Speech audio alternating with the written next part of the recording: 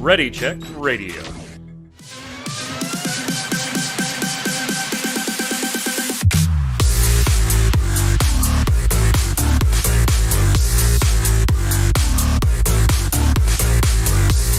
What's up, Internet? It's Thursday. It's 7 p.m. Eastern. That means here on Ready Check Radio, it's time for the Relic Grind, our Final Fantasy XIV Square Enix podcast. And today we're not going to talk about anything Final Fantasy XIV related. As we talked about last week, it's Dawn of Heroes time, baby, for Final Fantasy trading card game. The set officially coming out tomorrow. A bunch of you bastards illegally cracking packs today because you know people, the stores. You got inside people. I'm Mike Byrne, a.k.a. Magic Man, your host. As always, this is episode 112. We love having you here live in chat Thursdays, 7 p.m. Eastern. If you're listening on Audible, iTunes, any of the podcast platforms, or watching on YouTube, very much appreciate it. Thank you. While you're there, give it a like, a thumbs up, a subscribe, all that fun stuff that feeds the algorithms. But most importantly, if you like what we do here, tell a friend. It's easy, fast, and in fact, it's cheap. Costs nothing. Nice way to support us. Head over to ReadyCheckRadio.com. All the socials are in the upper right-hand corner and the backlog of our episodes. I've got some special hosts with me today to talk about our legends in the Opus 20, quote-unquote, Dawn of Heroes Final Fantasy TCG set. First, joining me, you know him, you love him, the bonus burst himself, Mr. Travis Pfeiffer, the Rood Rose. What's up, Travis? Bonus burst. Thank you for that wonderful intro. Oh, man. Hey, every time I hear it, I'm like, no! Oh, and that's a funny thing. Like, if you watch that back, I'm sure the person who is getting the burst is like, yes, I love it. And the person's like, oh my God, I had another one. Yep. How are you, my friend? Welcome. We've had you here before. Now you're back. I am, yeah. And I had you on my show finally. That was great. Nice little crossover. The crossover project. We got like Fortnite collabs going on. Right? Yeah. Today's show. Like, we just got all kinds of collabs. Because also on the line, Mr. Dylan, the villain, Camacho. Yeah, what's up, sir? It doesn't make sense, but it makes dime. What's up, everybody? How are you, my friend? I'm doing good. We mentioned cheap and free advertising and cheap and free, and that's what I like to be. So here I am. I can't wait to give some. I don't even know if they're going to be spicy opinions. I think I'm probably in the majority with a lot of people on these legends, but I don't want to spoil anything yet. Yeah, so. It is a weird set. I found a lot of our locals are like, this is a very cool set, and I kind of agree. This is a very cool set for modifying the current meta. Yes. Not necessarily shaking it up, not necessarily introducing anything that's going to wildly become meta that wasn't before, or wildly take something out of the meta that was. Maybe a bit of reshuffling, right? You were third, now you're second. You were fifth, now you're fourth. You were fourth, now you're fifth. That kind of like power ranking shuffle. But there's a little bit of something for a lot of different decks in here. Now, we're just going to review the legends themselves today, as is our tradition here on the show. But both of these fine gentlemen do a number of different content things, including looking at sets. Travis, you just put yours up, which is literally a multi-video full set review, as you always do with Eureka. How was that received? Let's get some people over to the YouTube channel to watch it. Yeah, if you haven't checked it out, feel free to. I love having Eureka on one because he lives in Japan, and in Japan, they tend to play a lot more L3 and L6.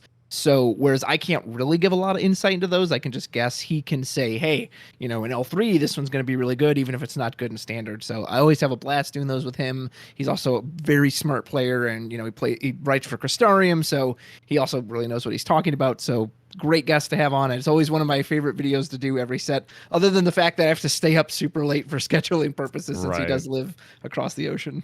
Yeah, and he does always bring that, like, the L3, L6 mentality, which I'm going to be honest, I forget that's a formats most of the time. I'm like, oh, L6, yeah, they do. I guess they do that somewhere. I guess they do play that somewhere. I think it was one of your videos I was watching, and the crystal generating backups, came up, and you just, like, briefly said, yeah, it's a reprint, et cetera, et cetera. And I was like, in my head, I'm like, well, yeah, there's a few things that use crystals. And then he was like, yeah, they're about to rotate out of L6. And I was like, oh, shit, he's right. They are about to rotate out of L6. So they had to reprint them. Yeah. But Dylan, you also got some content headed up. Where can people see that? All the type of stuff you do, the podcasting, the event reports is kind of one of your favorite things on your channel. Yeah. I love talking about how I lose at tournaments and don't get invited. Yeah, you can catch that at the FN podcast, just the letters FN and then space podcast with that. The one thing I can provide is my experience, and I've been going to every Materia Cup except San Diego. I'll be at Portland, and we will be at Canton. So I eventually got these store championships. I August 12th. Some more creative stuff along the way. I've got some, some people, not everybody, but some people really liked my top sexy review cards from Opus 19. May or may not have another one coming out for Opus 20. Stay tuned. There are some sexy ones in this set. Yeah. The abilities may not be great, but there are some sexy cards. There are some sexy cards. The art. We take the art. Connoisseurs there. I think without further ado, gentlemen, we just get started and jump right in. We'll take them in the elemental/numerical order they come. So let's start with a 7-drop fire forward at 9K, the Demon. Warring Triad job. When the Demon enters the field or attacks, select one of the 3 following actions. Choose a forward, remove all the cards in your opponent's break zone from the game, and deal that forward 1K damage for each card removed by the effect. Name an element, deal 7,000 damage to all the forwards of the named element, or name a job and deal 8,000 damage to all the forwards of the named job. Warring Triad going to be something that comes up a few times as we talk through here, through some of the legends. But let's start with you, Mr. Dylan, being the first time on the show. Your initial thoughts here of the Demon. Yeah, this is a hot thing of porridge, guys. This card comes out and says, "I'm gonna find a way to kill you." Yeah. Effectively.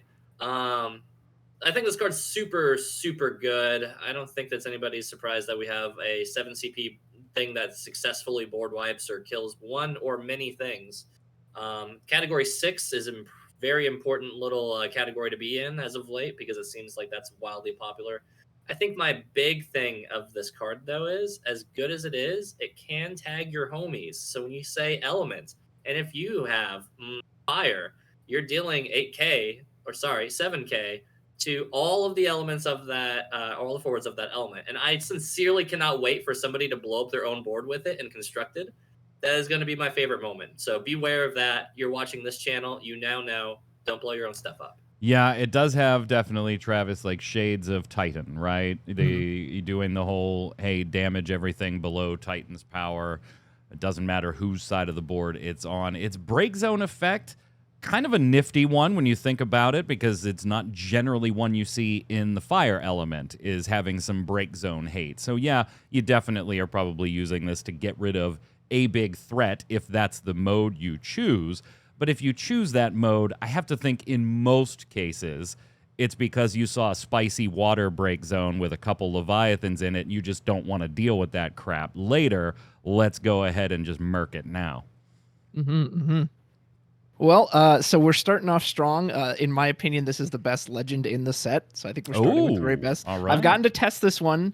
It does go in the 6 package, which it didn't even have to. Of course, it makes sense given the character it is, but it would have just been great outside of this.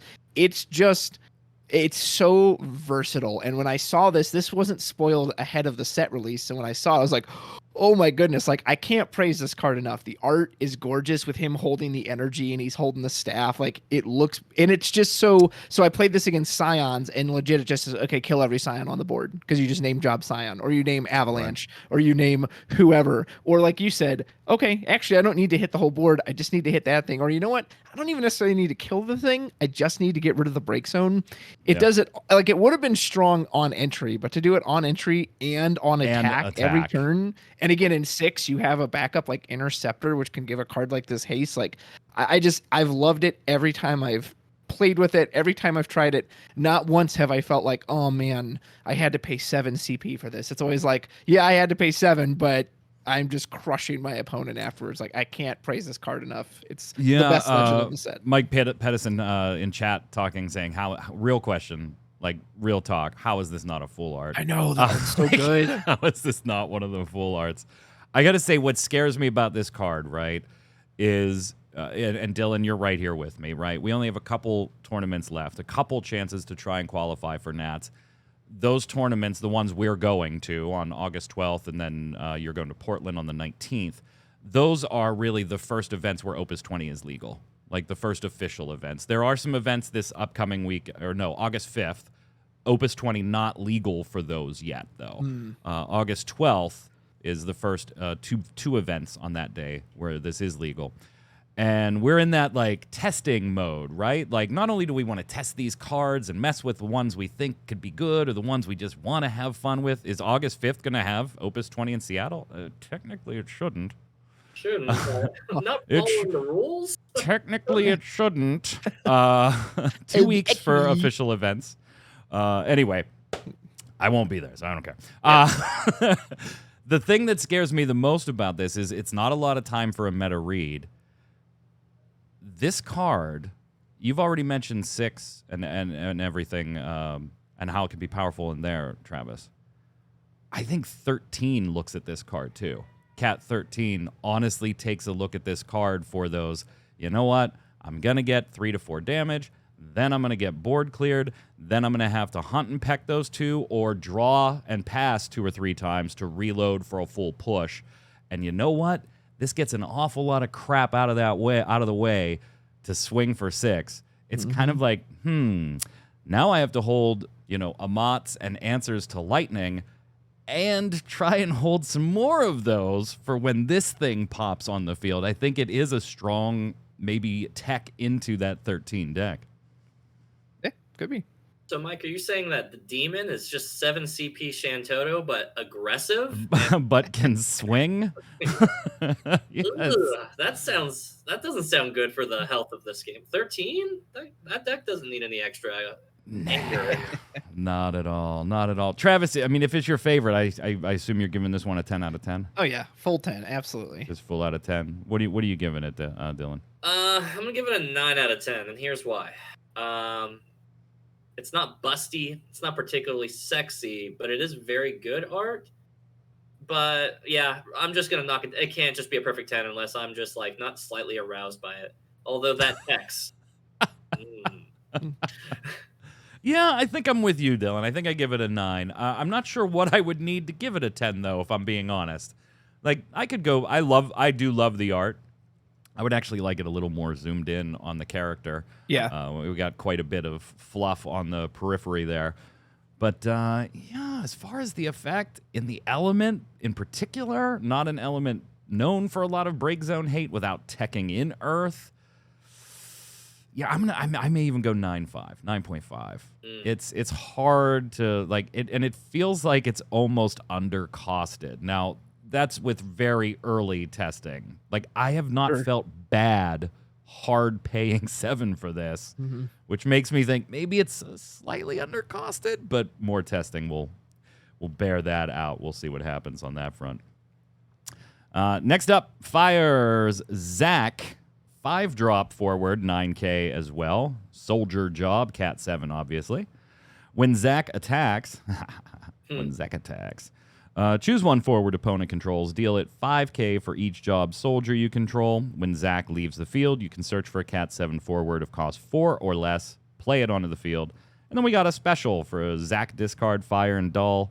Crack 7K damage to all the forwards opponent controls. So a one-sided swipe of the board. Travis, I just got to ask, man. Why does Hobby Japan hate Zach? Like, just why do they hate Zach? Many moons ago, Zach broke into their home and stole, I have no idea. I couldn't tell you. Yeah, he always seems to have just like a lot of conditions, right? He never has just a generic, hey, just do this thing, Zach. He has these conditions on him. And I haven't tested this one myself. I've seen a few people use it, and it was just kind of unimpressive. Like, the soldier is just not a very well supported category. Yeah, there are a few backups you could put down so that he hits 10K. And if he did it on entry, I think I'd like it way better. But the fact that he still has to sit there a whole turn and attack is just, I don't know. I'm not feeling it as much. Now, obviously, his leave the field effect is quite good as you just search out any 7. And you will see this pop up in people who use what they call Cloud Pod, because that deck's all about sacrificing forward. So there, he's going to be great. Beyond that, especially with a card like the Demon we just saw, And fire is not lacking for ping damage. Like we just got Ace, who costs 1, who does 10k automatically every time he attacks. Like I just don't think ping wise fire really needs this. So other than Cloud Pod, I don't see this one showing up much. And yeah, they just don't. Seem to like It is 5, so it does give you a little more flexibility at the 5 spot in a Cloud Pod deck for having your initial sacrifice target to go get a 6 cost,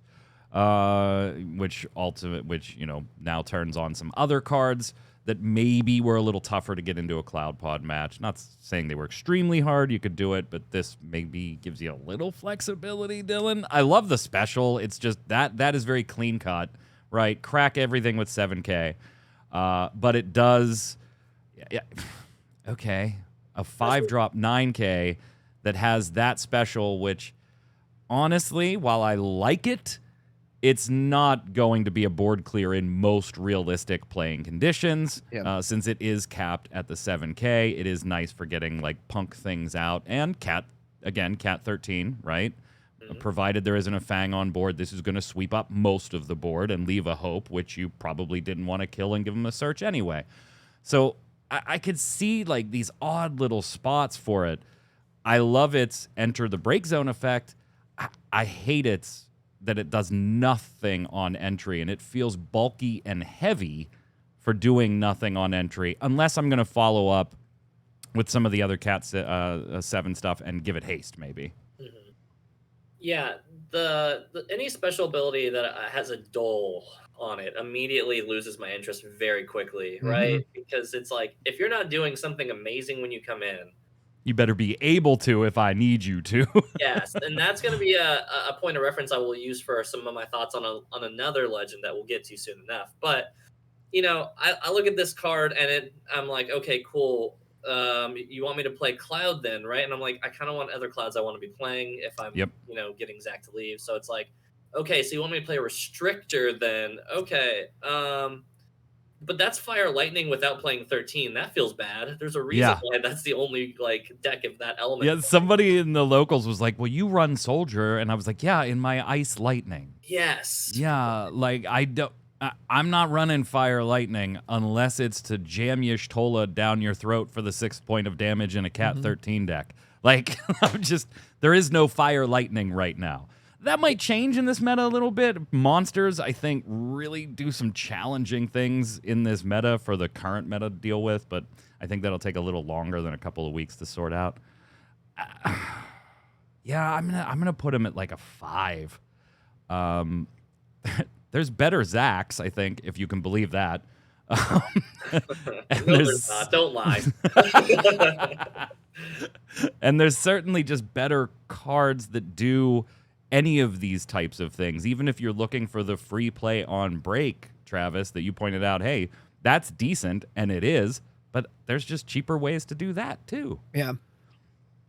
Yeah, I'll echo you with the 5. I'll match his cost. And the thing is, too, it's clearly great in Cloud Pod, but like if Cloud Pod is allowed to do its thing, it was already running you over. It's not like, well, it needs this card to be good. Like that deck has always been, does the Cloud live and I get to start doing the chain? Okay, I've already beat you. Or no, it doesn't. Okay, then I've lost. So this doesn't, it's a, what do they call that? It's a win more, right? You were already beating him down with the Cloud Pod. This will just let you beat him down even further. So I'll give a 5 to match his cost.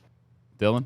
Yeah, I'm not even going to be that generous. I'm going to give it a very sturdy 3. This feels like, when you think back and how there's always like one really good rare in the set, like Porum was an Opus 9 with that little summon. This doesn't even get to that levels, and this is like 11 Opuses later. This is just not good. So I'm going to give it a 3. Don't play this. Yeah, it's a tough sell. It discards for CP though. Next up, we've got Ice Rufus. Now, Rufus was actually spoiled as a card of the week with Reno and Rude as kind of a trifecta spoiler, which was pretty cool, actually. 4-drop 7K, so a little tad below curve on straight power, but let's see what the president of Shinra is bringing to the table here. If you have a card name Rude and Reno in your break zone, the cost required to cast Rufus is reduced by 2. Okay, all of a sudden, 7K is above curve now. When Rufus enters the field or attacks, select one of the 3 following actions. Choose a forward, dull, and freeze it. Choose one job member of the Turks in your break zone. Pop that bad boy in your hand. or make your opponent discard one card.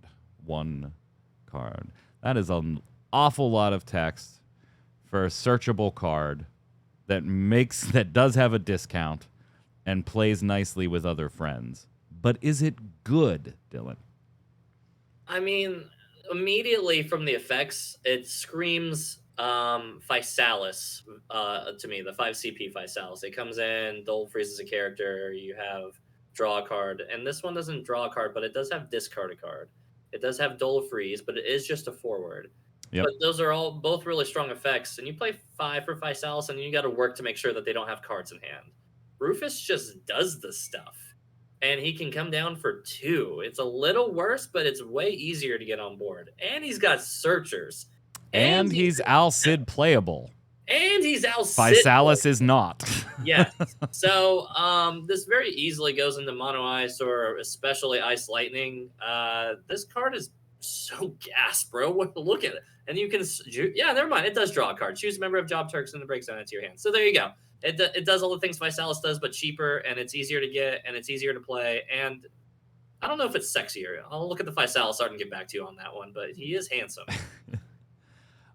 So Travis, you had said the demon was your favorite personal legend of the set. This is mine. Oh, nice. I'm a huge ice lightning baby. I've always been a lightning baby, but that's just not viable by itself. And so with the printing of Al Cid, that's like been, hey, deck number 1, go mess with when a new set comes out, right? And when I first just saw the image of this one, I saw that there were other cards shown, but the image was cropped wherever I had seen it, and so I couldn't see what they were showing in the Rude and Reno. And so I just read Rufus, and I was like, damn, that's a really good card. Too bad most of the Rudes and Renos suck. Then I opened the image and I was like, oh, sweet, dope, a decent Rude and Reno that I don't feel too bad playing in this deck. I immediately started messing with this in Ice Lightning. Now, my favorite part about Ice Lightning, and I'm not generally a discard player, I kind of don't like the strategy of discard, whether I'm playing it or playing against it. I won't deny its strength. I just don't enjoy that play style. But it's hard to do anything in Ice Lightning without some sort of discard engine just being inherently built in it, right? Yep. Nero into Weiss, usually a Biblos, you know. Sephiroth has got his little, hey, I'm going to make you discard here and there type deal, too. So it's been inherently built in lately. I teched this in, some Renos, some Rudes. I reworked a couple other cards, right? Because President Shinra and the searching and the color fixing that gives you with the new Cisne. And so there was a little bit of rework, not just Rufus here. And I've always liked the flexibility of the deck to be able to play an aggressive game if it needs to. Or, hey, you know what? I'm going to build up 3 or 4 backups, and then I'm just going to resource drain the shit out of you while I dull everything that's in front of me. I've always liked that flexibility. As soon as I put this kind of little package in there, it was like, yeah, this is just an aggro deck now. Like, this is literally boom, boom, boom, boom, discard 3, pass. Yeah. Like, it became infinitely more aggressive. I don't know if I like it more or not, but I will tell you 2 games yesterday on Octagon while I was testing this. One game was against a water deck.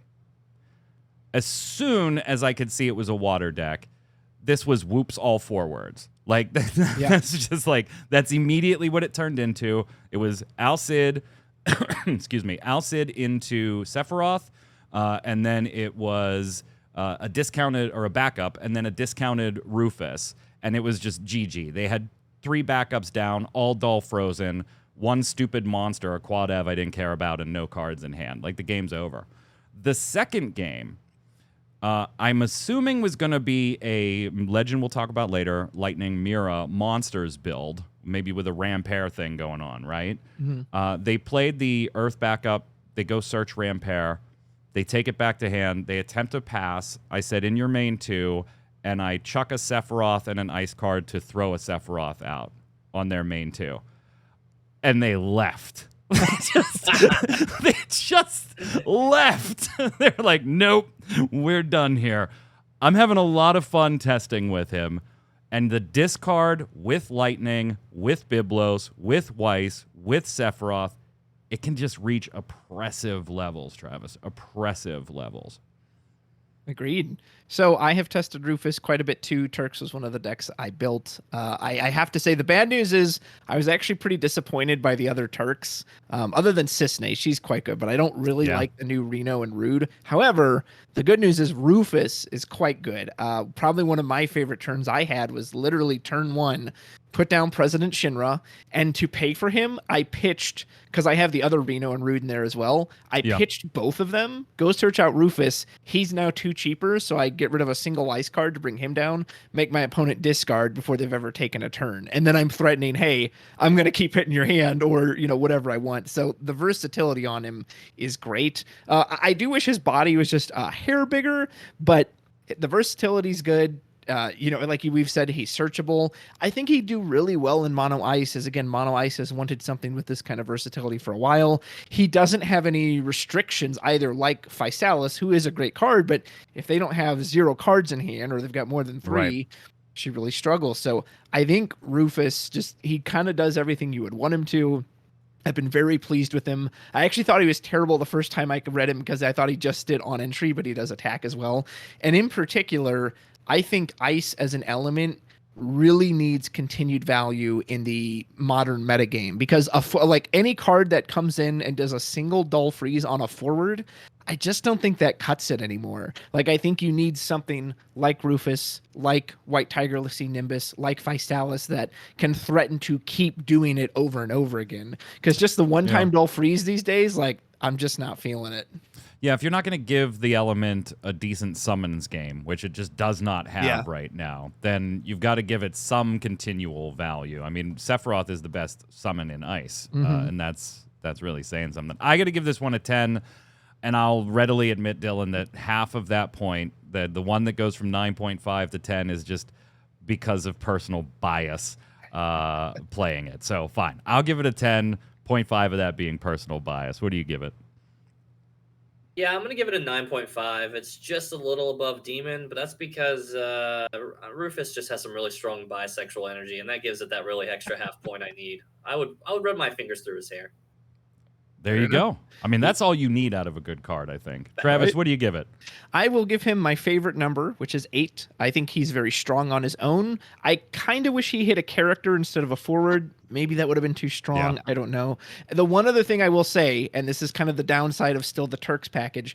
So I ran into someone playing retainers with this, and they legit went, okay, here's Cecil Noctis. I was like, oh, well, I lose. Like, I have no removal. They're going to tax me anything I do, and Noctis is going to keep killing my stuff. So, and that was kind of the one thing. The Turks still don't really have removal, and that was another thing where I thought of, like, the Dull Freeze. Like, pushing Cecil to the side doesn't... I need to get Cecil off the field. I need to get Noctis off the field. So, I think he's a strong 8. I think he's really good. I still don't know if the package around him is, like, the thing. Maybe we'll see at this Opus. I don't know if Turks are going to be the thing over just kind of better generic Ice Lightning, but...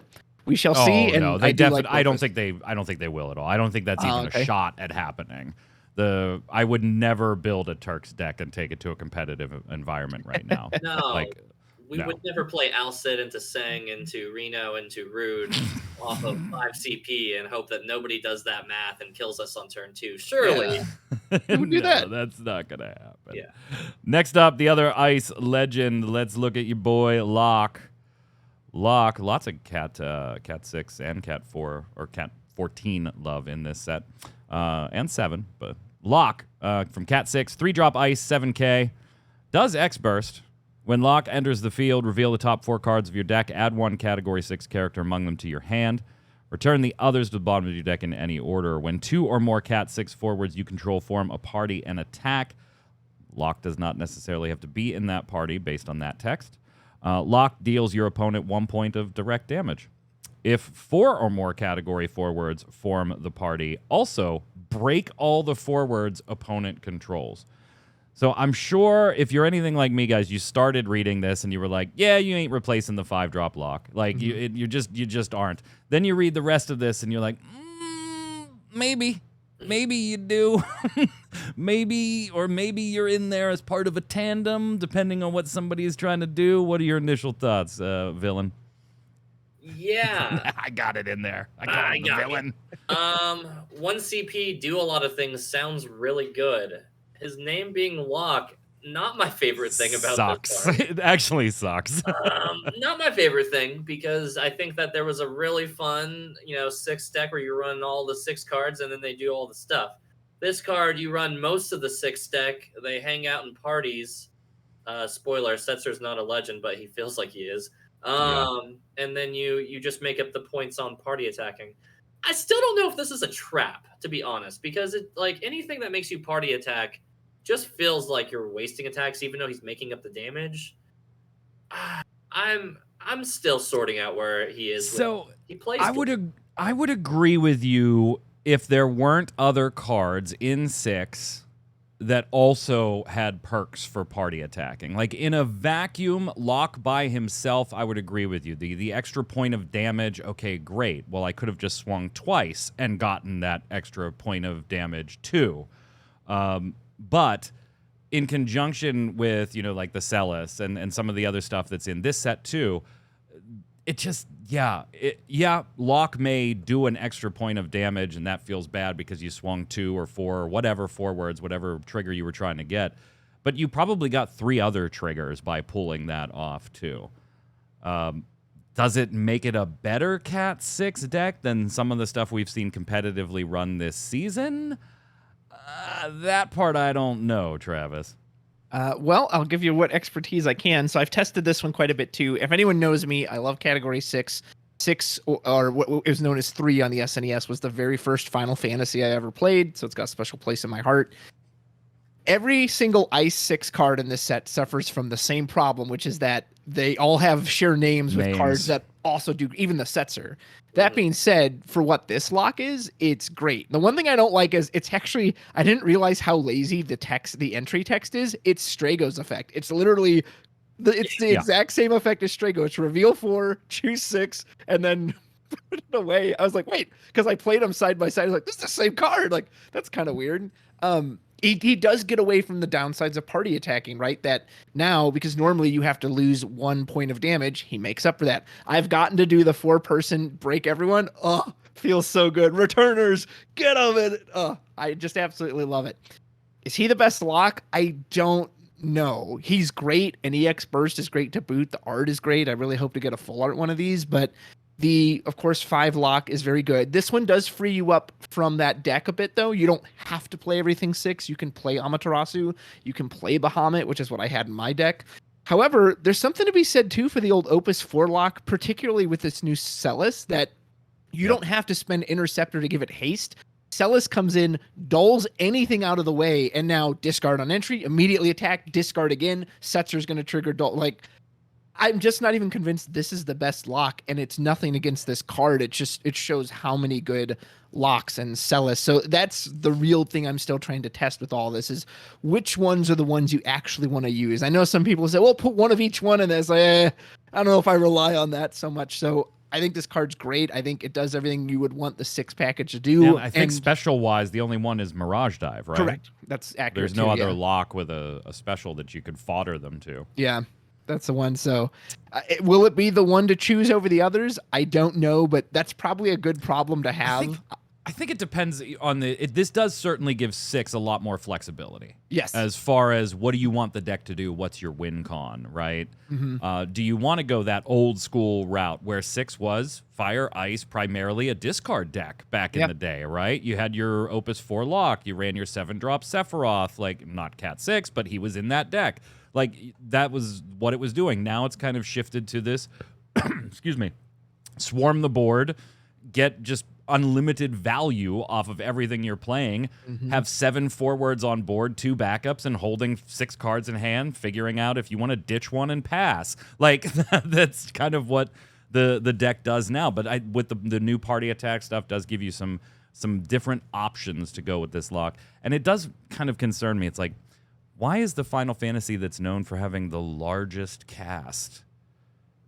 You would look at this game and think there were 7 people in that game. Right? If you looked at FFTCG. There are other characters you can print with some of these words. Yeah. I'm gonna give this one a 6.5, bordering on a 7. I think it's perfectly good for what it does. Its name in my book and the way I would run Cat 6 if I was running it, I think hinders it to a degree that if it were in my deck, it would be a one of, and it would honestly depend on some other cards first on if I even considered putting this lock in. Like, which Celis am I running? Which, which of those am I running to see if this goes there? So I don't think it has quite the flexibility of some other cards we've discussed so far, Dylan. So I'll give it a 6.5. Bit hotter on it. I'm going to round it up to a 7 on my end. The card's good. I've got just because you want to put your hands through his hair again. I do. Look at you. Just kind of want to hang out with him. This art's gorgeous. I mean, not accounting for my attraction level to lock or not. I think that the art is wonderful. Yeah. I think that the effect is strong and good. I mean, he comes down as a 1 CP to like probably 95% of the time. I think my big issue is why he doesn't get more points on it is that yes, he's good. But again, like the lock thing really cannot emphasize enough is that like the problem is I want to play 3 different types of locks at any point in the game. I want to play this lock on turn 1 and 2. I want to play like 5 CP on turns 3 and 4 or something like that. Or then I just want to switch to Opus 4 like on the turns 3, 4, 5 and close out the game. And I can't do both unless I'm playing like Ice Water, using Leviathans to bounce back locks to play new locks. And that just sounds like a lot of work. Here's okay. Here's how you make this a 10 out of 10 card. Really quick. S ability. You use the S ability. You immediately swap this card for a card name lock in your hand. And you just get to play the other lock afterwards. Bing, bang, boom. Travis? I'd like to see more stuff like that in general. I know. I'll give him my favorite number again, 8. He gets -2 points, 1 for the name clash, and 2 for the lazy repeated text from Strago or Strago. He just got copied. But other than that, I do really like him. And again, there are a lot of tribals and things and categories that are stuck with, well, this is the only one of that card, so that's what I'm using. So I would rather have this, it's a good problem to have, which lock do I pick, than, well, I'm still using Opus 2 lock because that's the only one that exists. So I'll take it. Let's go to our first Wind 1, 3-drop 7K Edge dual job here, Prince and Ninja. When Edge enters the field, select one of the 3 following actions. If he was actually cast, you get all 3 instead. Choose a forward. It gains 2,000 power till the end of the turn. Choose up to 2 cards from either player's break zone. Remove them from the game. And Edge gains haste until the end of the turn. And then for a few CP and a crystal, you can play Edge onto the field. You can only use that ability during your turn. So no combat tricks here. Well, defensive combat tricks. And if Edge is in the break zone.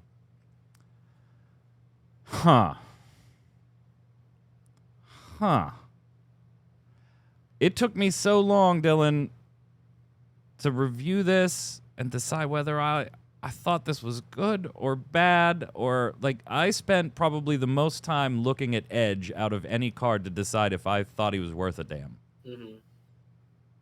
Just win things, right? I mean, win things in general. It either reads absurdly busted or it reads confusingly maybe goodish. I feel like that's the true identity of Wind anymore. Yeah, so okay, let's start here. Maybe it's not even a win card. Period. It's a crystal and 2 nothing card that says play me from the break zone, and that's ability is kind of cool. I think that the abilities coming from break zone are actually really neat. Playing onto the board. I do too. I don't love that it's limited to your attack phase, and I think that that's. Or to your turn, or not your attack right, phase, but your turn, yeah. It being limited to your turn does not feel super duper fun. I want this card to be cheat. Like, I want this to be cheese and just be like, surprise blocker out of nowhere. You should have kept up with my crystal count. I like stuff like that. So it feeling having that hard limitation of not being a surprise 9K or, RKO out of nowhere, it does hurt my feelings on it quite a bit. But it's a ninja, but it's also named Edge, and we're back to. But it's also Edge, yeah. We're right back to the lock problem all over again. Yeah. This is a card. It is a card, Travis. Like, did you have to think about this one? Think about it in the sense that this is a Wind legend, so surely I'm missing something, right? I find this card to be insanely average, and being average is not what you want to be on either a legend or in Opus 20 meta. I don't think any of his effects are that much of a knockout. Like, 2 cards is nothing. Forward who gains 2,000. That's okay. And the haste is like fine, but he's a 7k body, so unless you're giving him the 2. And then his action ability really makes me think of Opus 16 Shantoto, who has an incredible action effect, but because it's tied to crystals, you just rarely ever see it. And same thing with this. I'm just not into the whole crystal thing. Like, I think they've already missed the boat on that one, even though they've really tried to support it this set. Like, I don't want to have to go into crystals to use this. Like, maybe if you could keep recurring him without crystals, I'd like him a little more. But none of those effects are just, they're all like combat centric effects, and combat tricks have mattered less and less as the game has gone on. So I love the Amano artwork, but I find this card very average.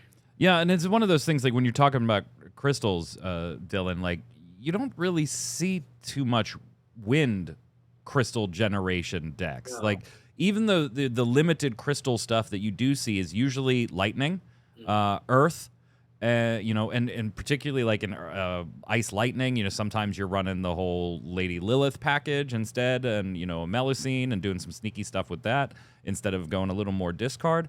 You don't generally like see wind or wind ice or any of the more prevalent, let's say, meta wind decks investing in crystals in almost any way, let alone a meaningful way. Yeah.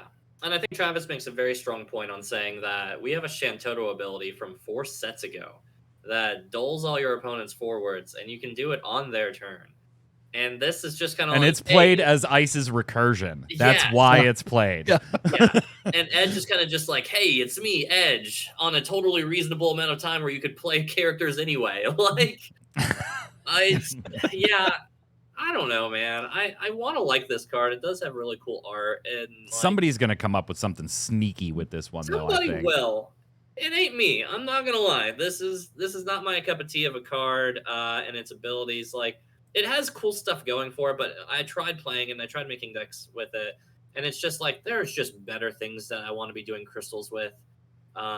Even the oh gosh. I can guarantee you, none of us should know this card name off the top of our head, but the Wind Crystal card that came out with Glaciella, the 5 CP guy. Oh, yeah. Yeah. I almost said Ardbert. No, it's Dario. Dario, yeah. So Dario has an ability that, like, breaks forwards, and he's, like, super, like, hard to kill and stuff like that. Yeah.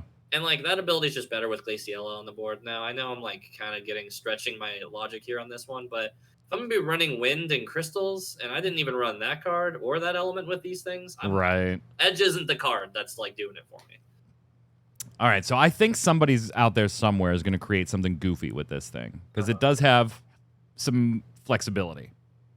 But on my rating, I'm going to give it a 4. To me, Travis, I'm right with you. If this was a hero, I'd be like, that's a pretty decent hero. Yeah. As a legend, I'm like, wow, you're kind of missing something. And honestly, based on what you do, I'm not sure what sentence I would add to you that would fix you. I'm going to give it a 4. I'll match his cost for a 3. I was going to give him a 2, but I'll give him a +1 for the Amano art. And the one thing you could add to him, and Dylan kind of alluded to this too, literally just put, maybe not the word back attack, but let me use his action ability on my opponent's turn. If I can do that during their combat phase, then I'm kind of interested. But as he is, he's a 3. What you got, Dylan? Yeah, I'll give him that half point for that sweet tropical tree behind him and make him That is pretty dope. I'll average right between you guys. This card, it does not pique my interest. I'll have to ask resident ninja player Amethyst and see what she thinks. She knows how to assess this better than I do. I think that's the only thing he's got going for him is maybe a place in a ninja deck. Right. Maybe. Then there's the other Wind Legend, which I wouldn't be surprised if we had some counter thoughts to this one versus what we had for Edge. 7 CP. A lot of people went kind of gaga over this when we it wasn't officially spoiled. It was through like a card of the week thing. It was on a Square presentation, so we had to get translations. And then there's so much damn text on this one that we had to double check the translations. And 7-drop 9K, joining the warring triad jobs. When the goddess enters the field, place 1 doom counter on all the forwards opponent controls. When the goddess enters the field, at the end of your opponent's turn, break all the forwards opponent controls with a doom counter on them, and at the end of each of your turns, remove all of the cards in your opponent's break zone from the game. Now, there's also a little interesting trivia, right? Doom counters are already in the game on a body. Whether there'll be a meaningful overlap between those two bodies is probably no, but, it is there. Doom counters have made an appearance, as this set also gives Shuriken counters to some other characters as well. Some people went nuts.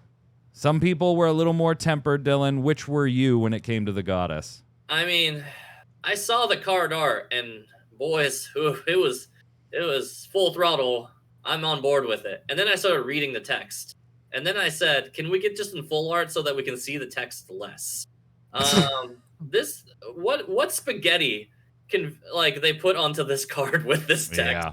Let's put doom counters on it. And then this has to survive until the end of your opponent's turn. And, if you watched all of the lovely content providers like Travis and Eureka's stuff breaking it down, that is just too slow for a board wipe, right? That's a big no-no for me. And it doesn't here's what really bothers me about it, actually. It doesn't do it at the end of every turn. If Goddess, and I don't know if I'd even love it if it did this, but if it put tokens on, every single turn, like your turn, your opponent's turn, it puts on tokens. So when they replay new forwards, they're always on threat as long as the Goddess is there at the end of your turn. Well, to be clear, that second ability does not depend on the Goddess being on the field. Yeah. She can be off the board and they die. Yeah, she can be dead. If they still have the Doom counter, then their opponent tries to end their turn, they are dead, whether Goddess is there or not. That's okay-ish. But for a Legend, for Wind, for 7, immediate comparisons, you go to the Demon and you're like, he goes on the board and kills things. And then he kills things every turn that he lives. The Goddess says, we come onto the board and maybe they'll die if they run into me. Or if they just, waiting for the end of the next turn. And then no more things really die, Sure, you're removing break zone cards at the end of the game or at the end of the turns. They effectively have no break zone. For, whatever they ditch to pay for something on their turn, if they want to recur, they have to do it right then. Or during your main 1 or 2. Here's the thing, right? If we're looking at kind of current meta decks, it's where do you play this against and feel good? Do you play it against Water and you get 1 Tidus for 7 and then they die at the end of their turn? It's I kind of wish they died sooner. And then it's all right, this misses all the monsters. And you're all right, who do I get with this one? I get Ice Lightning, they dole me, and then they deal me 4 points of damage because they have Elcid and 4 other troops. So it's just give me a full art and I'll just appreciate that. But the abilities on this card are so missing the point. Travis, you in that same ballpark? Very similar to Dylan, yes. I love the art. I wish you could see the face she was riding on more at the bottom, so give me a full art. But yeah, as a board, when the only time you play a board wipe is when you are behind, which means you need it to do its effect right then. You can't wait for them to go to their turn, suicide in with all the forwards that were going to die anyway, and then they can play new ones that aren't affected by it. It'd be one thing if everything they played, it broke. So it actually gave this effect of hey, I kind of prevented you from playing forwards for a turn because anything you play immediately dies. But no, and honestly, its best effect is the break zone removal because Wind doesn't have a ton of access to that. But we're also talking about an element that has been able to turn 1 Luso people, turn 2 Luso. It's not like it's struggling to wipe board. So I love the art, but yeah, I think this one's just a total miss. Yeah, I got nothing to add that you two gentlemen haven't already said. I'm giving it a 5, and most of that is the art. I think Wind, you got the shaft this time around when it came to the Legends. But at least it could have been worse. You could have gotten another card named Cloud. Just another one. Let's just throw another one in there, I guess. Let's take a look at Cecil. First one in Earth. Now, this was spoiled a while ago as a card of the week, as well as a Rosa, which I'm sure we'll mention in this discussion. 5-drop Earth, forward, 9K, Dark Knight. You can pay an Earth and a Water instead of paying the 5 CP cost to cast Cecil. If you do so when Cecil enters the field, Cecil cracks you in the face with a point of damage. Put Cecil into the break zone as an action ability, and you can search for any card named Cecil with job Paladin and play it onto the field. Notice it does not say dull there, which I thought was interesting. I would have expected this to come in dull. And then has a special for a discard of Cecil and 1 Earth. Choose a forward, deal it 8k damage. So a little bit of fodder since you are presumably going to be running multiple Cecils in a deck if you are choosing to run this one. Travis, we'll start with you. Sure. Normally, I don't pay much attention to specials because I just find them to be so hard to ever come up. But like you said, you will be wanting to run several Cecils in a deck like this. So here it could actually be relevant because you may actually often have an extra Cecil to play for. He can just become cheaper. That can be fixed by cards like Rosa and Tilica for some reason. And then really, other than that, he doesn't do anything on entry, but getting to search out another Cecil. And I think of Win Cecil. There's old Opus 2 Legend Cecil. Like he has so many targets. There's a new one, obviously. On his own, I don't think much of him, but in combination with Raideo, which is already a card that can just win you the game on its own, that if you play Raideo, you play Cecil and you can swap him out to just, again, you've turbocharged her counters right away. Like specifically with Raideo, I think he's pretty insanely strong, and I think we'll definitely see him in that deck. Beyond that, I don't know where I would see him, but I think I would expect to see this pop up in the meta just based with that card. Yeah, and to clarify on this one, because there's kind of some confusion on this one, because and honestly, I was a little surprised by the ruling too on this. It wasn't exactly consistent with previous rulings on certain things. So the auto ability is added to the stack if you pay the Earth Water, but it is possible to pay for that Cecil ability using other options. And by that, if you have the Rosa that allows you to pay with any element to cast Cecil, then you can do so here. Or if you have Tilica, you can reduce that Earth and Water to 1 and pay whichever one you want, the Earth or the Water. If you happen to grab him off of the 2-drop Wind Zidane, it is possible to pay the 2 CP of the preferred element to use effectively that Earth Water option rather than pay 5 to cast him. I got to admit, I was surprised by some of those rulings. I was like, wait a minute. You're telling me that Zidane flips that and they can cast it for 2 and he already fixes the elements, so you're just like, yeah, let me go ahead and chuck this Win card, get a 5-drop Cecil. And by the way, I'm in Win, so I'm probably running the 5-drops free play Cecil. So I'm going to go ahead and sack this thing and go get that. Like, this is nuts. And then Tilica making it 1 cheaper, and then you get to decide which of the elements you're going to pay with was weird to me. I love the card. I absolutely love the card. And I think just the synergy story-wise, right? You know, the whole Dark Knight into Paladin, that's cool. I love when the game does certain story element stuff like that. It's very, very on brand. I do like the special. Like you said, Travis, you're going to be running a few of these in your deck anyway, having the option of going to get one or cracking something, then going to get another one. You know, that does a lot of very, very cool things. I was surprised by some of the rulings. I think he's very, very good. I think there's going to be some weird frickin' loops that people are going to create. Matisky's going to have a blast with this one, I'm sure.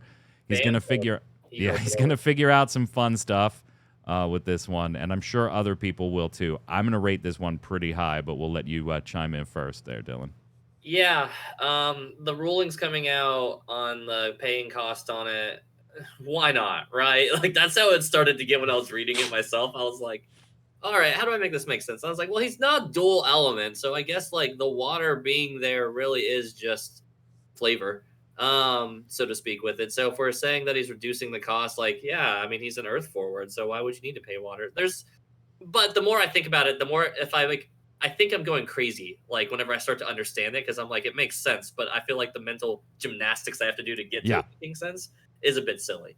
That being said, this card that says put Cecil into the break zone, search for a card named Cecil and with Jaw Paladin and play it out. Those abilities are always so good. Whenever they have that action thing, or you just be like, all right, cool, block, and then if I need to, I'll just sack him, play another forward, and he's not dull. And by the way, it might be one that lets me free play another forward. Yeah. You know. Oh, and by the way, don't try and target once I'm doing this, or you're gonna get taxed. Yes. I kind of love it. I kind of do. That's like a really fun ability. Because again, this is talking about like my complaints with Edge. If Edge had a similar ability to be able to just do stuff like that on your opponent's turns, that'd be good.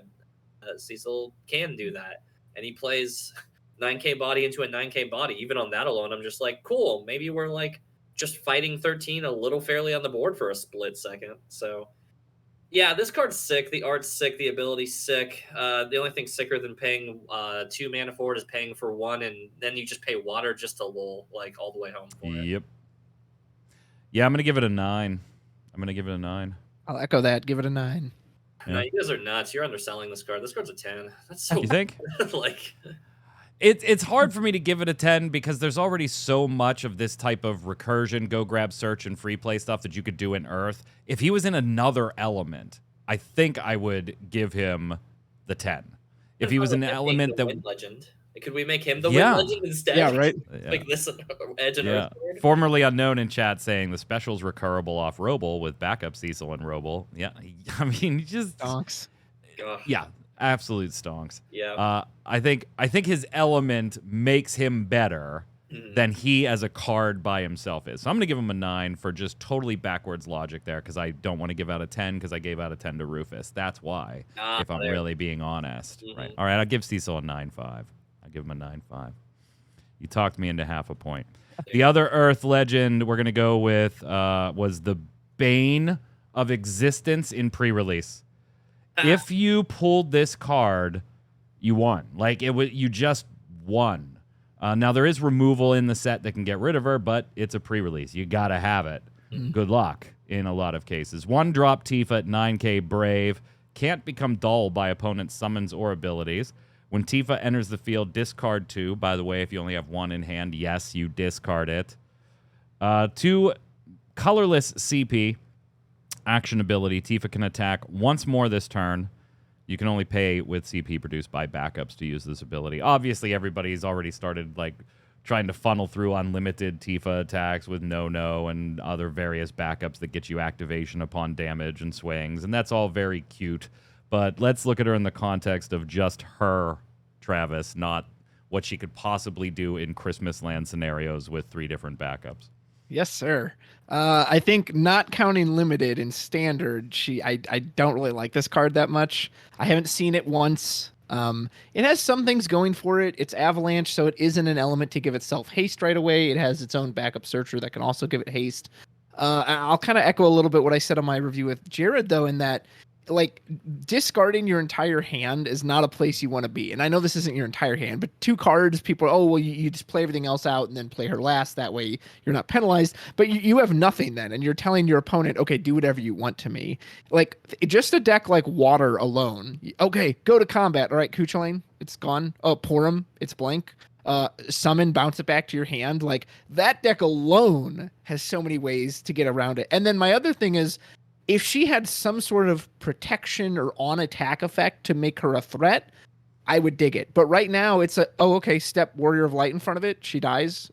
Step White Tiger Lassie Nimbus. They both kill each other. Okay, where was your big plan then? Like, don't get me wrong. I am very confident that someone is going to catch me with my pants down and with no forwards or no way to block, and I've got nothing in hand or, no counter. And they go, haha, bam, bam, bam, bam, bam, boom. And she just final heavens me, into oblivion. But and it will happen and it'll be funny. It'll be like, oh, okay, all right, you got me. But like, seriously, competitively, there's no way. Or you hit an EX burst. Oh, she's dead. Never mind. I know you were going to pay a bunch of CP, but haha, there went your plan. So it's a cool card, but they seem to have this idea that any big body in this game that's cheap has to come with a downside. Has to. And I don't think the game's just at that point anymore. So she's not for me. Yeah, I'll echo every sentiment there. In sealed environment, she's a monster. She is an absolute monster if you get her in sealed. Again, to your point, yeah, there are a million ways to get rid of her in a standard competitive environment that aren't dull freeze, and that you probably, if you are able to do so, you're saving them specifically for, these are my counters to various things that are in the deck. Oh, these counters also just happen to work on her too. And so I have them. Yeah. I don't think it's going to see a lot of competitive play. There will be the odd cute move here and there that punches you from 4 to dead. I absolutely agree. In a sealed environment, while there is removal in this particular set, whether you're playing draft or pre-release or whatever, and you probably do have removal in whatever you built, it's not as consistent as a standard environment to ensure that you can keep that removal for when you need it.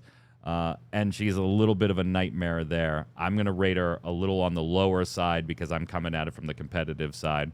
What do you think there, Dylan? I'm not going to lie. This is my favorite card of the whole set.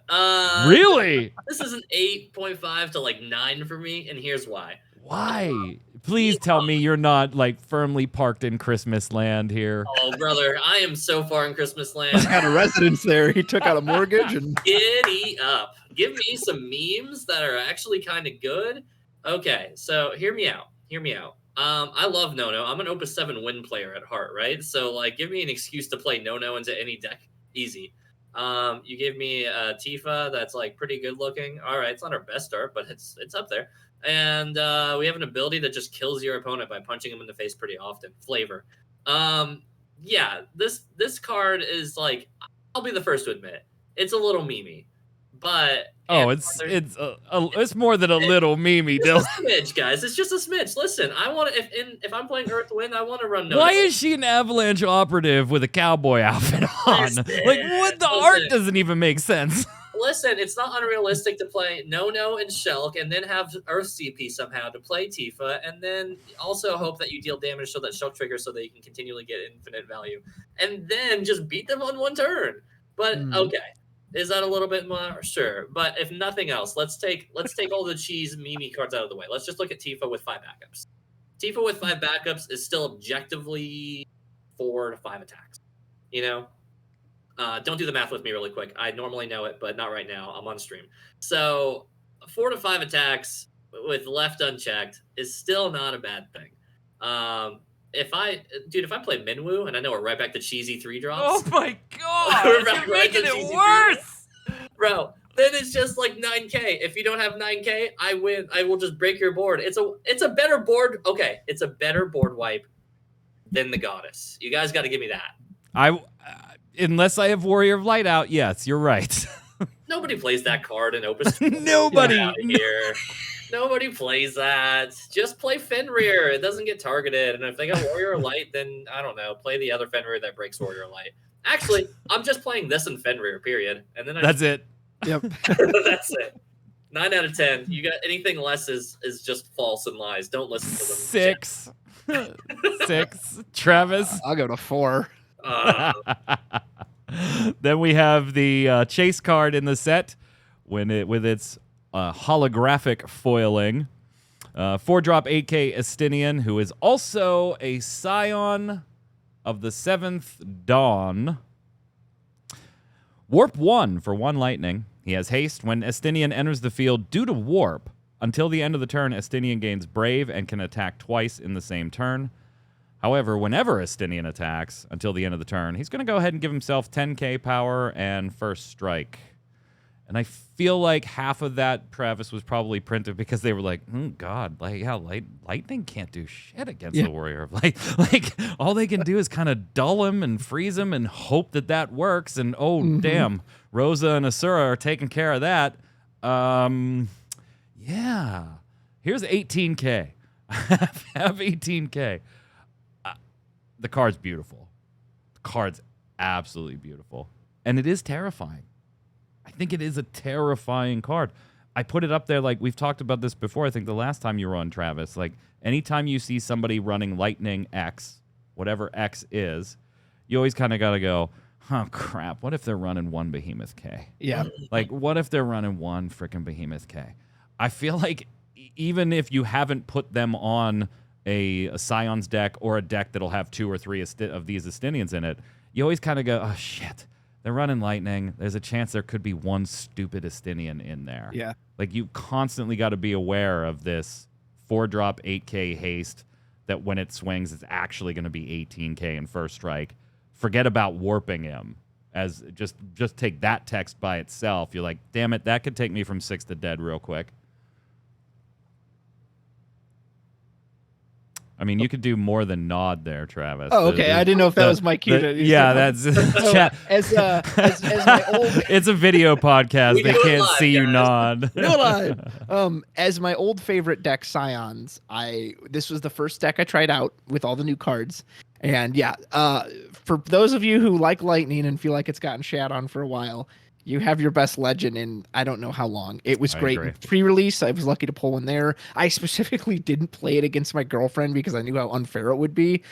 It's what's interesting too about this card. See that you can tell that you've got a girlfriend and I've got a wife, right? Yeah. Because I was like, I would put 3 in there and I was like, all the searchers, right? Like, honey, come here, sit down. I want you to see something. I gotta show want you to I see wanna show you how something. strong this card I'm not is. worried about impressing or being nice anymore. Right. It's the best form of warp they've made too, in that I actively want to warp this because warp 1 is totally okay. Like, that way that if they don't have an answer right there and then, they have 1 turn to find an answer and then that's it. And then he makes up for the turn he missed of damage by getting to attack twice. And this is only his 3rd card, so it's almost like they took his Opus 6 Legend, which was so cool at the time, and it just feels like an updated form of that. And I had him out there with Oracle of Light on the field, and he gets to 30,000 damage or power on that second swing. You're just like, because that ability triggers every time he attacks, so it goes up and then it goes up again. And then to top all that off, if you don't want to warp him, if it's, hey, they're on damage 6, board's wide open, slap him on the field, go finish him off. He's going to do what you need to do, but the warp 1 is just so much cheaper than a card like Behemoth King or, like Ravana, these cards that they wanted you to invest so much into him. The fact that you can just go, 1, I'm ready to go. He excels at what Lightning is supposed to excel at, which is deal you damage. He is going to kill 2 forwards or he's going to hit you twice and then just continue to be a threat after that. Literally, my only complaint about this card is it's also not Job Dragoon. It would have been really cool to see him there, but it's my second favorite legend of the set. I think they would have that would have been a bit much actually if his job was Dragoon. I think it would have been a bit much. I kind of like this one, Dylan, in a different perspective. Obviously, it's strong. I'm a Lightning baby. Already said it. Love it. Great. Mess with it.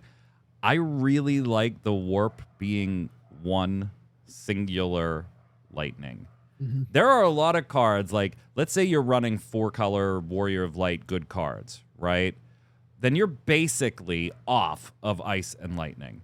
Yeah. And you look at other cards and you're like, man, you know what? I would really love a Shantoto in this deck. But realistically, the only way I'm ever going to be able to play that is if I have Tyro and Shantoto out on the board at the same time. I don't know if that applies here. When you could tech this into just odd decks, I'm not saying it belongs in that deck, but you could tech a 1 of these in odd decks that have the ability to produce just a singular Lightning at any given time and sneak this son of a bitch out. Yeah, I mean, you just kind of look at this card and read, 1 CP, break opponents forward, or take a point of damage. And yeah, pick one. Yeah, and I'm going to ask you to pick again. Yeah, and that way it reads pretty good. And technically, when you warp them, you can attack twice. So okay, take 2 points of damage or lose 1 and 1. It's like you're at Wendy's 4 for 4, but it's just 2 for 2, right? It's just, you're taking damage, you're losing a forward, you're losing 2 forwards, whatever your preference is with it. I think here's my one singular complaint about it though. Is it's not the Dragoon thing because I like Dragoon players to suffer. Sorry guys, you guys got too much. I got beat up on that stuff by Phoenix. They can suffer. This is a Scion. My complaint is he stops attacking after twice. Tifa, 1 CP, 9K. You can attack 9 times if you really want to, but Stinian can only attack twice, and that's if he's warped. Yeah, so I'm a little less hot on him for that reason. Sorry, guys. I don't know what the hell to tell you. The math is the math. I'll give him a 9. Travis. Yeah, I'll give him a 9.5. And Dylan, you and I got to play games later. I'm gonna play Scions. You play with your Tifa. We'll see who comes out on top. All right. We'll do. In the meantime, this card is still pretty good. I'll give this one an 8. I do love dragons. Actually, I want the other job to not even be Dragoon. I want it to be Dragon. So. The other Lightning legend is Mira. I got to say, I've always loved the playing card art on all of the FFCCs when they print them. 2-drop Mira, 5K forward, Dark Lord Job Interesting. We've seen that before, but it's been a while. When an opponent's forward enters the field, you may go ahead and just pay 1 CP and throw a monster out of your hand and break that forward. I don't like what you played, Travis. Here's a CP and a monster. Get that out of here. Put 1 monster into the break zone. Yes, you have to have control of the monster when the things are worded this way, guys. It can't be yours? Yeah, it has to be yours, and it has to be on the field. Play Mira onto the field dull. You can only use this ability during your own turn, and if Mira is in the break zone. I don't know where this is going to land. This is one of those cards that's really hard to kind of evaluate for me. I love the card. I love the idea of what it can do. I love monster decks in general. Mine back in the day was always ice water, but it's over time has kind of shifted to water lightning. This goes right into that build. There's very little interaction against monsters in the world of Final Fantasy as far as monster hate goes. This could enable some ridiculous crap that just has a hard time losing against most things. Or it could totally suck at the end of the day. I'm not sure, but it is my single favorite card to want to mess with, Travis. That doesn't mean it's good, but it means it's the one I want to mess with the most. Dylan, I see a lot of nodding, so I'll go to you first. This is my second favorite card, second favorite legend of the set, maybe even second favorite card in the set. So, unique text that has the potential to be very, very good is my biggest bait. You know, like Magic players call it Timmy's and stuff like that. No. Like, I look at this card. First of all, it has a full art, so 10 out of 10 there for me. Yep. But the big thing there for me is that it's colorless effectively. If you put a monster into the break zone, you can play Mirror. You don't need to play Lightning because, frankly, I like Lightning cards. I just don't like Lightning element. That purple stuff, not the best element when we're talking about elements a lot of times. So, yeah, you could play it just by tossing a monster feels really good. And the ability to just prevent things from coming onto the board. Like they come on, and then it's just like, all right, Mirror Snipe, Mirror Snipe, Mirror Snipe. I think that's just like, it's so good in theory. It's a theory card. Yeah, 100%. Card, I'm still working on it, but it's fun. I mean, I just think it's fun, if nothing else. And you know what? If you play card games for fun, you should explore and play Mira, because that card just, that's it. That's fun value right there. Yeah, I actually wish she cost 3. Only because there's so much 2-cost hate in the game right now that I'm like, I need you to stick to the field. And there's a lot of stuff that costs 2 that people are teching against right now that you're just automatically caught in the crossfire. That said, I would feel terrible paying 3 for her. I would feel absolutely terrible paying it, Travis. But I just wish she had a little more safety from the 2-drop snipes that are going after, like light lightning right now. Yeah, 2 cost 5K. Your opponent can sneeze and she's gonna fall off the field. Man, it's cool and it's got so much potential, but for as much excitement as I heard around this card, I haven't seen a single person playing it, and I haven't seen anyone testing with it. Doesn't mean they aren't. I just haven't seen it. Oh, for God's sakes, dude! You're saying that like the set doesn't come out tomorrow. I'm just saying, like, we've had it online for a while, and I've watched a lot of people playing stuff online. They haven't been playing Mira, and she also reads, so it's pay 3 to break the forward. The thing is, though, but it doesn't, like a lot of forwards nowadays have on entry effects. So if I play 3 CP Zidane and you break it, I'm still taking the best card out of your hand. If I play Warrior of Light and I'll pay 3 to break it. Okay, well, I still reactivate, draw. Hey, there's the next one. Here you go. Like, and having monsters specifically in hand to discard, like, how many monsters do you run to make sure she has ammo? Yes. Don't get me wrong. I want to see this thing succeed. I would love to be. The answer is at least 16. Right. Yeah. There you go. So I mean, like, legitimately, that's almost the math.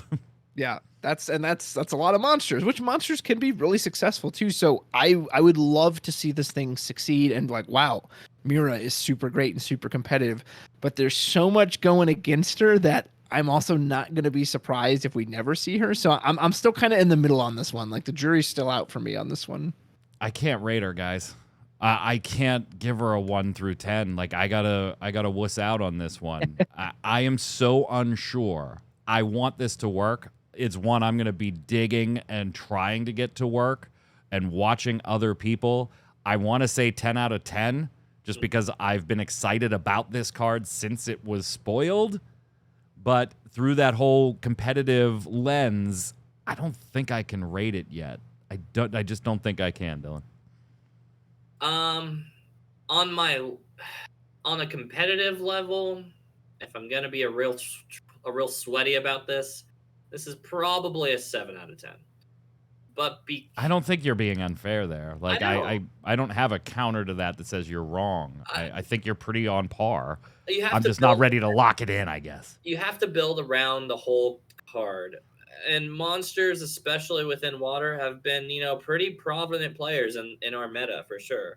But again, it's like results may vary. That being said, though, pitching monsters, I mean, other than like the water monsters, God, nothing feels better than getting rid of that monster in your hand and then it kills something. I don't know. I kind of like that. But for my own personal interest in the card, it's definitely a 10 out of 10 one. So I'll average it at like an 8.5 just for that specific reason.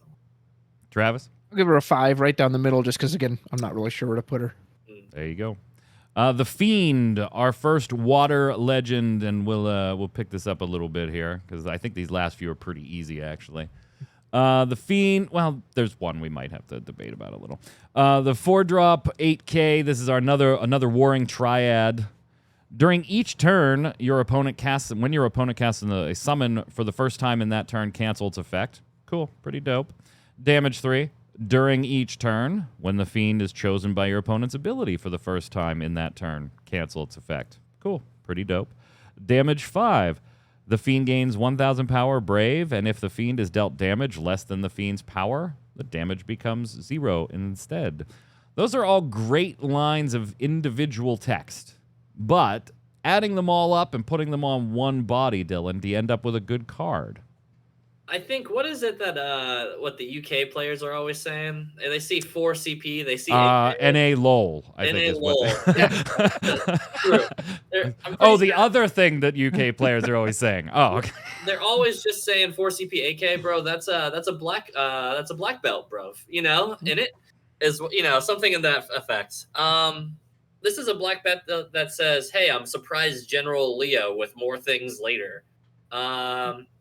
I want to put this card down. I don't want this card to be good. I won't lie to you. I don't want this card to be good. So I'm gonna, if anybody's listening, I'm gonna skew it right here. All right. It's bad. Look at it. 4 CP, 8K. Like, all right, you played against 13, 9K bodies, or what you're swinging against, it loses there. You play it against Raideo. Okay, they cast a cheap summon, and then they just Raideo blast you into oblivion. Doesn't even stop that. Maybe you stop 1 CP Alexander, and then they Asura the next turn. It's like, okay, the big summons, maybe you stop it, but they're playing big summons for free. The small summons, they have enough small summons where they're going to get the second one. It's mildly annoying at best. And 2 of those are auto abilities that are moddable. Exactly. So then it's just like, I mean, come on. The best part about this card is that it's category 6. That's it. You just play it in a 6 deck, and maybe it feels a little better than General Leo if you want to play the Ice Water variant. This one hasn't felt great for me, Travis, in testing. I expected this to feel a lot better than it has so far. And I think the reason is the clear separation between its base effect and its damage effects. Its base effect is pretty dope, right? Mm-hmm. Hey, you're going to have to cast at least 2 summons if you want to get value out of any summons. Or get rid of this guy and waste removal on it, then be able to cast your summons. And while the damage 3 and damage 5 triggers are good, they're good for the Fiend. That first effect is good for your board. Damage 3 and damage 5 are good for the Fiend. And that's where I started to feel real difference actually testing it. You don't want to play this dude before you're on damage 3. Like, you just don't. It is a 4-drop 8K that every time I got in my hand before damage 3, I was like, look, I'm going to hold on to you for a turn or 2, but then I'm probably going to ditch you for water CP. And maybe I'll get you later. I don't know. We'll see. I wish those were a little more globally protective. Then I think this is a better card. You might hate that if they were globally protective. That might be the opposite of fun. So the only place I've tested this is 6. doing a tricolor 6 in there. It's really good just because obviously Were you messing with Warring Triad?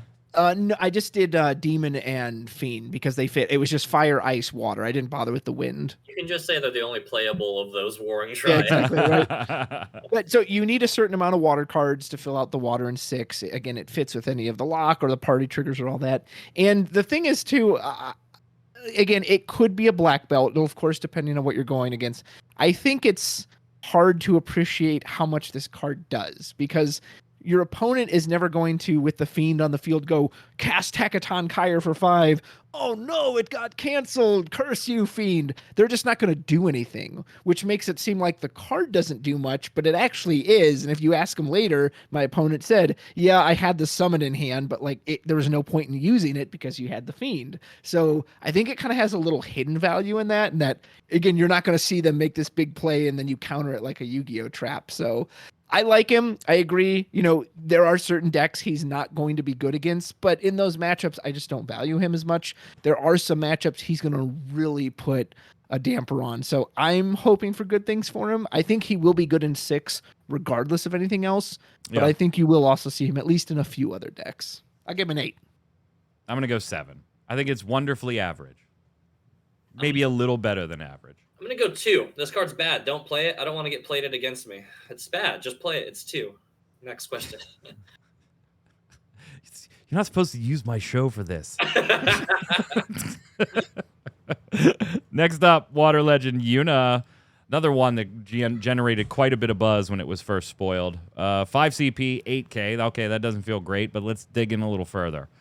When Yuna is chosen by your opponent's ability, you can discard a summon. When you do so, cancel that ability's effect. When you cast a summon, draw a card. This effect triggers only once per turn. Notice it does not limit itself to your turn. It's just once per turn. And Holy Special to choose a forward, deal 3k damage for each summon in your break zone. What do you think, Dylan? Holy as gas. This card's a 10 out of 10. No. This card is goodish. Yeah, 5, 8, and Amont territory doesn't feel lovely. I'm not gonna lie about that. That being said, if we always rolled cards out based on the fact that they could die to Amont, that they're amontable, then we wouldn't play this game. So I always make that argument to say that, like, all right, can they get me with Amont? Sure, potentially. And will they maybe get me with Amont because I'm gonna keep triggering draws? Probably. I know everybody complains that it's like we go back to Name Clash and Yuna and we'd rather play the backup, yada yada yada.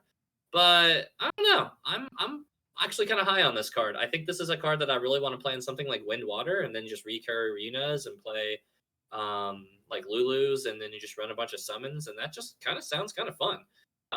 If nothing else, we're drawing cards. It feels good. And something about the idea of Holy dealing 30,000 damage to an Estinian on his second attack just feels like to me, you know. Like, it is interesting. I do like the, hey, every time I cast the summon, I'm effectively drawing a third card every single turn. And by the way, let me go ahead and sneak one in on your turn occasionally.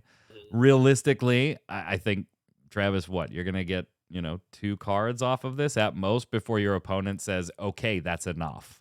Like, I didn't have the answer the first 2 times. I finally drew it. Get this thing out of here. Like, that's enough of this. Holy is pretty balls crazy. I don't like that it's named Yuna because, unfortunately, the best decks that it's going to go in are the ones that kind of value that Yuna backup, right? Because a lot of water summons are priced because Yuna exists, so they don't feel really good at face value. They only feel great with that -1 discount. I don't think Yuna backup's a great thing for the game, and never has been. And I said that years ago, and I stand by it today. This is a pretty dope Yuna, though. I do like this card. I'm going to rate it really high, Travis. Probably give it like a 9. Anything that lets me cast a summon and draw a card is good in my book. Well, I guess I'm in the minority. I don't get this card at all. I don't think this card's very good. It's a pay 5, do nothing. there are certain cards I understand wanting to protect. The Demon, Rydia, Fire Wind, Zidane, Yuffie. Those cards will take over the game if left unchecked. If you don't do anything to this Yuna, what is she really? I mean, she's drawing an extra card per turn. If they spend extra resources for a summon, we have a card called Lakshmi, which just gets to the end of the but turn. I'm not spending money on a summon to simply draw the card. I get that, but I don't know. I'm getting value out of the summon first. It's just a perk. Ideally, right? Ideally, that's what you're doing. If that says the guy up. that has cast Mist Dragon on turn 2 simply to try to draw into a backup. Well, yeah, but that's not an ideal play, is it? Like, and don't get me wrong, Holy is very good, but again, it's a special. Okay, presumably you're only going to be running 3 of this Yuna, so like that just doesn't come up very much. I would love to be wrong because the art is obviously very good, and I love Yuna. She's one of my favorite Final Fantasy characters. But I don't see what is worth protecting about this card to start pitching cards from your hand to keep it alive, to draw those cards that you can pitch. She's not going to get through a 9K, a 10, she doesn't attack. Like, I don't know. Someone prove me wrong on this one because I don't get this one at all. I would rate it pretty low, probably like a 4 or a 5. This like I'm going to rate it higher than I probably should. I'm going to give it an 8. The art's really good. I want to play the S ability. And Travis, you can't be afraid to dream a little bigger, darling. You got to play more Yunas. I'm playing like 9 Yunas with this card. Don't be afraid to dream bigger and put 3 no-nos and 3 Tifas. Yep. Like it's almost all in the same deck. Now these are our first light or dark legend here. Although apparently I have the wrong art on this one. Hold on. We'll get there. Did I not pick the? Okay, I see a Stinian. Yeah. Line change. There we go. It's got a dragon on it. 5-drop Shinryu, 9K. If your opponent controls 3 or more forwards than you do, the cost required to cast Shinryu is reduced by 3. Gets Brave, and when Shinryu enters the field, you may search for 1 card, anything you want, and throw it in your hand. And then a special for a discard of Shinryu and 6 generic CP, break all the forwards opponent controls. You can only use that ability during your turn. Another card that caused quite some conversation when it was first revealed. Dylan, were you high on this one at all? Bro, I love dragons. Yeah, I know. I'm so mad that there's not more dragons in this game, unrelated. But I really like this card. This card can get cheaper, which is nice. If I'm losing, then I get to play him, and I get to grab I him. already saw chat say Medine. Like, I didn't even see the rest of the comment. I knew Medine was coming up. Medine is going to come up, and that's great. Most of the time, I'm probably just grabbing another one of these Shinryus and hoping to God I had 3 other cards in hand to board wipe. If it's not that, here's why this card is, like, super great. You put it into something like Soirees, right? And it's already running, like, 3 Tyros, 3 Thordens. What's another 2 Shinryu? Maybe even just 3. You just have 9 cards that search cards or whatever you want. Like, at that point, you're just running Moogles with bodies at that point. My other big thing on this card is that you play it in the Tifa deck, you immediately search Nono, you search Shulk, or you search Tifa, and you don't have to worry about all the Avalanche garbage. It's lovely. I like it. If it's going to be a light card, this feels like a card deserving of being a light. I'll put it that way. I think there's a proper amount of power behind it for that reason.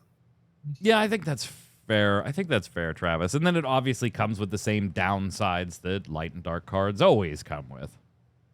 Very true. I have soured on light and dark as of late. It's just, man, the amount of times they come up at the wrong time and you needed to be able to pitch for the extra CP and you can't. However, I think Shinryu is one of the better ones. It's one I've gotten to test with. I've seen people test it, etc. Of course, there's the Medine combo. I think it's one of the few times a special is relevant because you can directly go get the other special. And I think that is what will make this card live or die, is just kind of the way the game works around the search effect, that it goes on the stack. That is their chance to respond. So if they kill it in response, you then just search out whatever else you want. If they don't and you need the board wipe, then you go get the board wipe. And I think the fact that they then don't get another chance of priority until you're going to do whatever it is. So like the Medine, if your plan is I'm going to go get Medine and they kill Shinryu on the stack, you just don't go get Medine then, because now you can't cast it. Like, so I think that little interaction is what gives it its power, that you get to react to what your opponent does, and then they're stuck. They've just got to deal with whatever you decide for it. So it's a good card. Yeah, I don't know where I rate it, though. Light and dark cards are always hard for me to rate because, again, looking through the competitive lens, like you look at the current competitive landscape and you're like, I feel like you have a place, but not in any one particular, like, more prevalent meta deck. I just feel like maybe you could be teched into some of these decks here and there. Mm-hmm. But then a lot of them are so, like, if you're running 4-color good stuff, like, just even the thought of putting any light or dark in there just scares the hell out of me with how consistent you have to be to get your colors online. Like, you start to hurt efficiency in a big way, where I think maybe it gets a little easier if you're messing around with mono water, right? And you have that continuous draw. You're not really worried about colors. You don't have to color fix and stuff like that. I think it could be teched into a lot of those. I just don't know to what effect. Whether the payoff would be worth it. So I'm going to put him at a 6.5, a 7 now. I like the card. I like the design.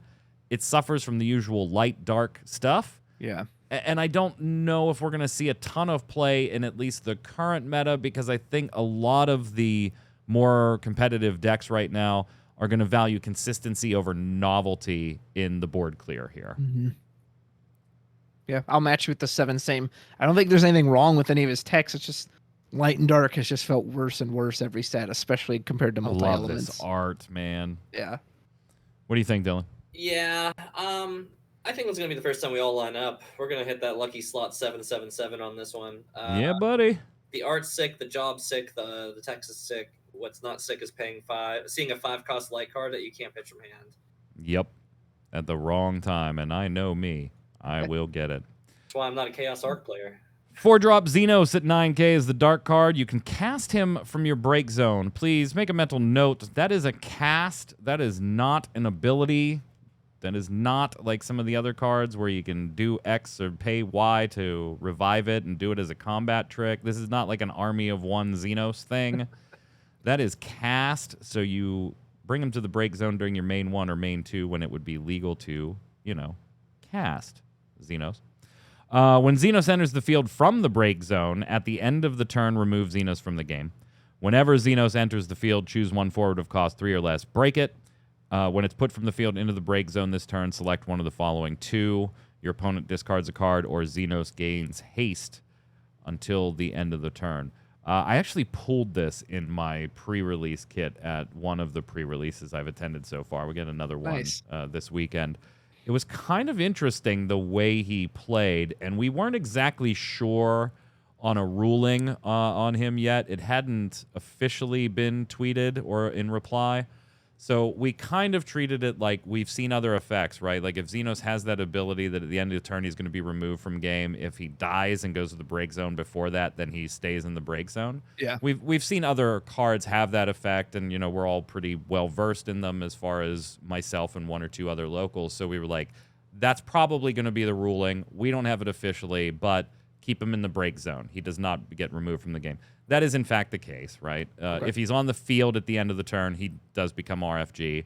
If you truck him into a Warrior of Light just to then ping and kill the Warrior of Light or do whatever you're going to do, tricky-wise stuff, he goes to the break zone, and you can, again, cast him. Kind of, again, thematically neat for us 14 fans, and that Xenos just doesn't die. Like, he just keeps coming back. He just keeps being the main villain. How? Yeah, I mean, FanFest kicks off tomorrow. I'm sure we all want to see some good stuff from there. I don't want to see Xenos. Yeah. Like I just don't. Boo. It's a fun. It was a fun little card in pre-release. I can't imagine actually putting it in a deck. Like you're neat, but there's better things I can do with 4 CP that aren't gonna brick my hand, I think. And you know what? If I'm going to run 4 CP Dark, it just keeps coming back to this, right? Are you better than Kadaj? Yeah. No, you just aren't. What do you think, Travis? Again, similar to Shinryu, like all of his text reads well, and I love the art. I love the smirk he's got on his face, but I'm just down on light or dark. And what you said, if I'm going for dark, I'm going for Kadaj. He's harder to deal with. His effects are more versatile. And if I'm going to pay 4 CP for light, I think Tidus is better. Tidus has an EX burst. He hits 5 or less, so he's got 2 more range. I mean, the discard and the haste is really neat, but Yeah, again, it's just I don't think there's anything wrong with this card, but I'm just falling away from the light and dark cards, so he's just not for me. Dylan, you with us? Are we all on the same page again? Did we all just become best friends? We're working on it. You guys got to change your opinion on Tifa. Naturally. We've got to tweak it a little Or bit. grow out more hair that you want to put your fingers through. Yeah. One of the two. Hey, I'm Travis, working you on got plenty of hair. Yeah, I'm doing it. Thanos is definitely get the fingers through the hair, boys. No, this card, I'm on the other end of it. I think on a card that's a recurring threat if they don't remove your break zone. Now, yes, there's a lot of break zone, but going back to my argument of Amaterasu, it's like, all right, well, what if we just misdragon you? And I'm just like, okay, oh my god, we can't just do this all the time, boy. So, Right, but is he actually the recurring threat that you think he is? Because you have to get him murked yes. So here's to my, continue him being a recurring threat more than once. Here's my pipe dream situation for this card in specific. Okay. 13, right? So they have Hope, not playing him in it, but playing. Oh, I was like, what? Yeah, I saw Travis's skepticism there for a second. So hear me out. 9K is what the first Hope is going to swing for. If they swing with Noelle, I'm just losing anyway. It still doesn't matter. But if they swing with Hope and that's 9K, boom, they're running in the Xenos. And hopefully by then, it's just like, save me a point of damage. I kill one of the 13 boards. I replay them. I kill the Lightning or I kill the whatever. And it's just like that little 1 to 2 points over the period of the game is going to be 1 or 2 turns that you desperately need against a deck like 13. Yeah. That card in this card in specific just says, I'm gonna just keep on fighting you, 13, and if it keeps me alive long enough to like stabilize, and then let me say like I don't know, let's hypothetically let's play some Mono Water, and I'll just throw some Fanfrits in there to jank it up a little bit here because who knows what Mono Water looks like right now. And it's just like, okay, cool. Reoccur Xenos. All right, kill one of your forwards. Swing, maybe I get a point. That's just icing on the cake. If it doesn't, I just discard you. And then you have to keep running forwards in. They either have no cards in hand and I survive and I win, or I keep breaking their forwards and I stabilize and I win. So for that one very specific, very important and common matchup, I will say I'm high on this card. But yeah, I just like cards that keep coming on back. Don't stop coming and you don't stop coming and you don't stop coming. That's this card. So I like it for that reason alone. I think I got to give it a 6 personally. If I was going to run one of these two, I feel like it would be Shinryu. Just slightly more than Xenos. I do love his effect. His art is amazing. I wish the zoomed out art was the default art on this one. Yeah. Not the zoom in view we have here. What do you think, Travis? Last card in the Legends. I was going to go 5, but I'll go 6 as well because actually I didn't realize that if he died, he goes back to the break zone. And I do kind of like Dylan's idea too of like, hey, what if you just bring him in, do his thing, you Famfrit, he's there again, and you kind of have this just repeated effect of, so that alone made me bump him from a 5 to a 6. I may have to try that. We got him there. What do you got, Dylan? I'm gonna go on an 8 on this one. I'm gonna put him above Shinryu for the reasons I've listed. Shinryu is great, but it's also like, all right, how do I survive if I have 4 extra cards in hand? One of those being the Shinryu I just drew. Sure. Xenos is just pitch 2, survive a little longer. Pitch 2 next turn, survive a little longer. I like my payments over months. I don't like one bulk payment. It's like to finance my my Final Fantasy TCG future. Correct. That's good. That's going to do it here for our review. Did you agree? Did you not? Let us know your favorite Legends from Dawn of Heroes in the comments below. And if you're celebrating pre-release a little bit late, some of our friends up north kind of got shanked on their kit, so I know they're having some this week. We've got some more in the United States here, at least in my neck of the woods, going through this week, Sunday, Monday, and Tuesday.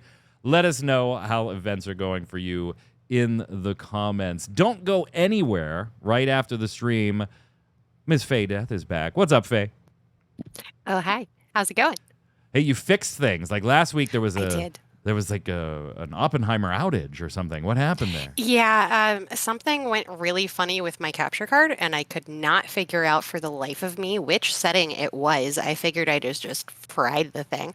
But this week, I found the magical checkbox in the system sound settings to allow the computer to listen to the device, which fixed most of our sends. So very I'm good. getting What are we better. playing tonight? What are we playing? We're back in Pokemon Land, so I can celebrate my victory over the capture card situation. Sounds good. Chat, don't go anywhere. Right after the show, give us a minute or two to change some settings and bring up a new VOD for you, and you can hang out with Faye for the rest of the night. We'll be back next week with our normal hosts. We'll be talking about the Final Fantasy XIV Fan Fest kicking off tomorrow, 1 p.m. Eastern with the keynote, 10 a.m. Pacific time. Can't wait to see expansion details, potentially new job and story beat details as we go along through the keynote, the live letter, and everything else. And, of course, Tark will be back from the event live to share all of his experiences. Travis, it's been a pleasure having you, my friend, as always. Time to plug yo shit. Where can everybody find you and what you're doing, whether it's FFTCG related or not?